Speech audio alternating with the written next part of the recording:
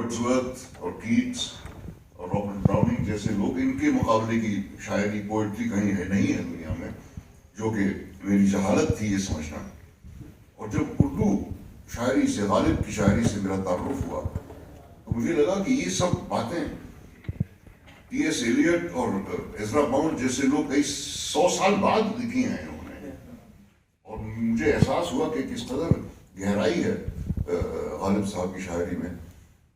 اور دھیرے دھیرے اس کو میں نے پڑھنا شروع کیا. میں بالکل بھی اپنے آپ کو غالب کا ایکسپرٹ نہیں مانتا، میں ہوں بھی نہیں، میں سیکھ رہا ہوں.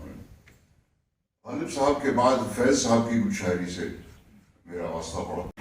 حالانکہ یہ میرے خیال سے غالبوں کی عظیم غزلوں میں نہیں گنی جاتی، لیکن مجھے یہ بے حد پسند ہے اس لیے کہ اس میں غالب صاحب کی پوری شخصیت کی تصویر ہے.